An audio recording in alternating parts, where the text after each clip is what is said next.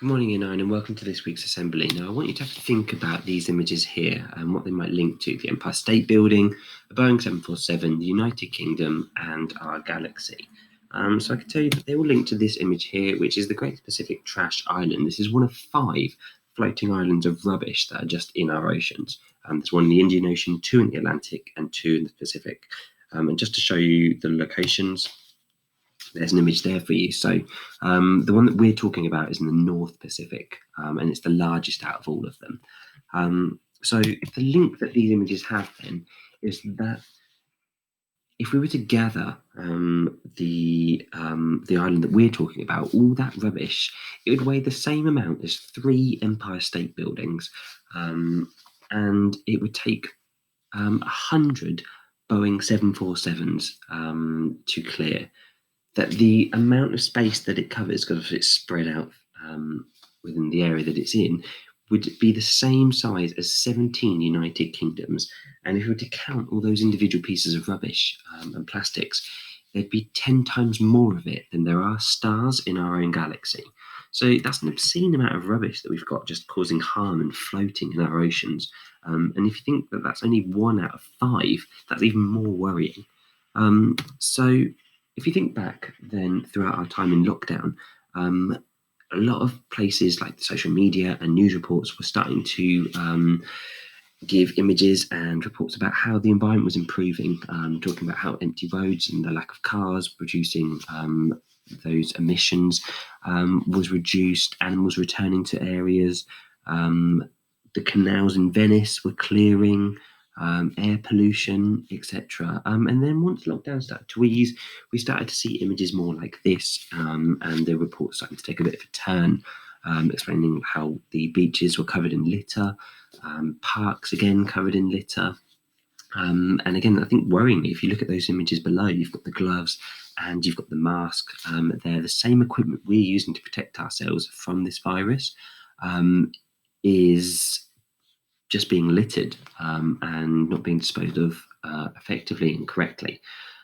So this leads us on to thinking about products that we purchase, and are they biodegradable? Are they recyclable? So you've got some one-time plastics up there at the top. Now, I know there was a big push on straws, and a lot of places now have changed to using paper straws. And again, with the plastic bags, the shops are encouraging that we use bags for life, and are charging us to use those the one-time use plastic bags when we go shopping. But things like chewing gum, is that a biodegradable product? Are there biodegradable versions of it? Because that is a plastic that we're chewing. Some companies that say that their products are recyclable doesn't necessarily mean that product that you've got there is the recyclable product.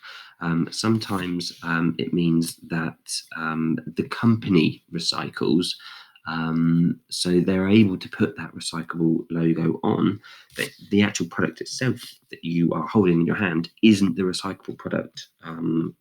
So that's something to also look out for. And glitter. Glitter is a major hazard to the environment. So are there versions of that are biodegradable, for example?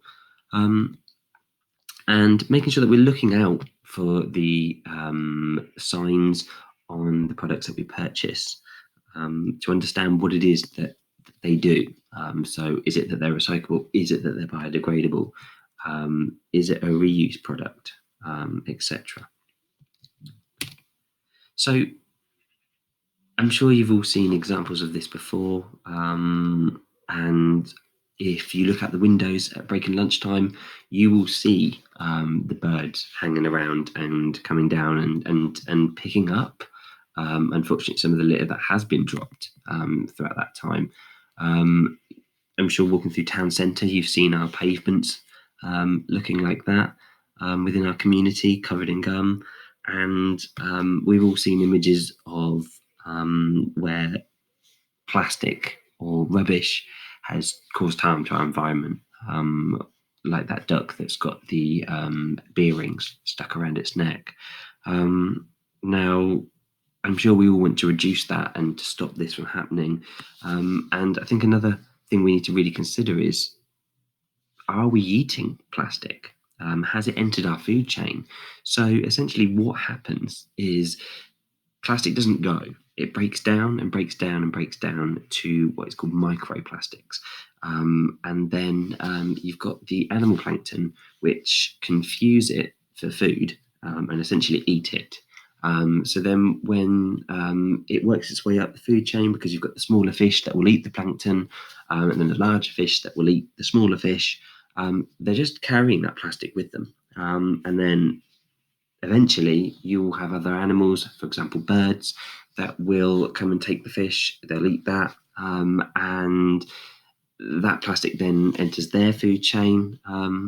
And there's every chance that it could enter our food chain. Obviously, we fish, we catch the fish, we'll eat the fish, and then there's that risk of it entering our food chain. So we really do need to think about how we reduce plastic and our own use, because it's not just our own individual effort. We need to make a community effort with this. And so our starting block could be within our own homes, within school, and then how we affect our community.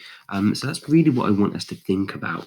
And I'd quite like to make a bit of a push on this in September. I'd be really interested to hear over the summer holidays. I'm going to make some efforts over this 6-week period and think about what I can do myself personally at home to reduce, and what I could do within my job at school, and how is it that I could help the environment with what I do there. So, for example, do I need to report to print off this report? Can I just access it from the computer, etc.? So you could be thinking about those types of things, about what you could do to help reduce that. We can come together with these ideas, and then we can put them into assembly within September, and think about how we could start to roll some of this out. I'd be really interested for you to email me with what it is that you're doing, and keeping me in the loop with that, and anything that you would like me to know about, or any ideas that you've had. And I put my email address there for you to access, because I'm sure we can all agree that this is a worrying image. Now, I've just put some information here for you, because those of you that got Netflix, that documentary there, Plastic Ocean, is a fantastic documentary. I've watched it, and it really does sort of show the extent to which plastic is affecting our oceans. And then I put some websites on the right-hand side there for you to have a look at, and if you did want to dig out a bit more information about this. So all I can say is I look forward to hearing from you. I look forward to seeing you all in September. I hope that you're doing well, and I hope that you have a great summer holiday. We all deserve a good break, so do take a break, and do rest well. And I look forward to seeing you in the start of year 10. Have a great summer holiday, guys. Take care. Bye.